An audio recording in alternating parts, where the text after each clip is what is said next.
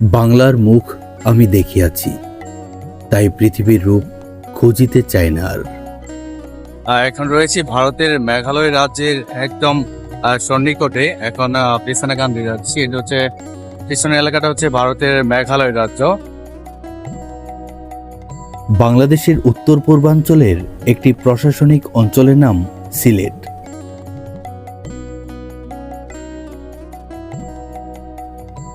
প্রাকৃতিক সৌন্দর্যমণ্ডিত এ জেলা দেশের আধ্যাত্মিক রাজধানী, দ্বিতীয় লন্ডন হিসেবে খ্যাত এ জেলা।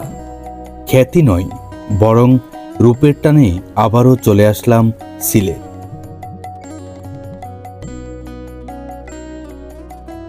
আজ আমরা ঘুরে দেখব পাথরের বিছানা খ্যাত সেই বিছানাকান্দি।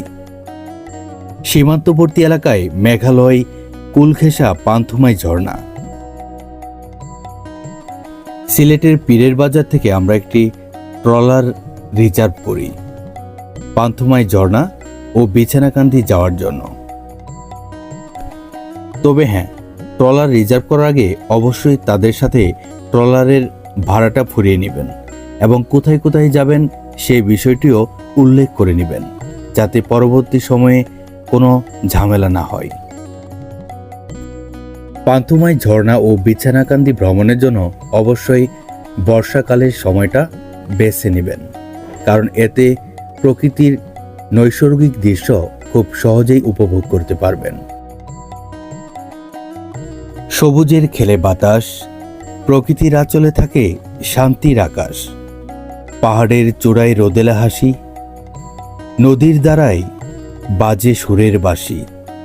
চলো না যাই প্রকৃতির মাঝে, বিছানাকান্দির কোলে ঘুমাবো নীড়ে।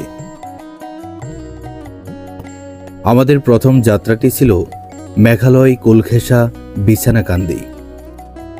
বিছানাকান্দি অনেকটাই সাদা পাথর ও জাফলংয়ের মতোই।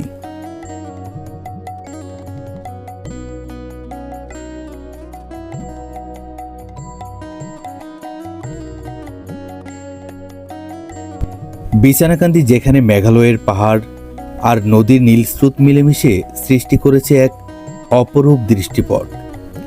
সিলেটের গোয়াইনঘাট উপজেলার গহীনকুনি লুকিয়ে থাকা বিছানাকান্দি যেন প্রকৃতির এক নিজস্ব ক্যানভাস।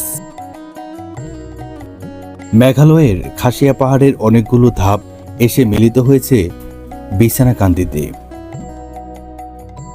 বিছানাকান্দির ভ্রমণ পিপাসুদের মূল আকর্ষণ হচ্ছে মেঘালয়ের সুউচ্চ পাহাড় থেকে ভেসে আসা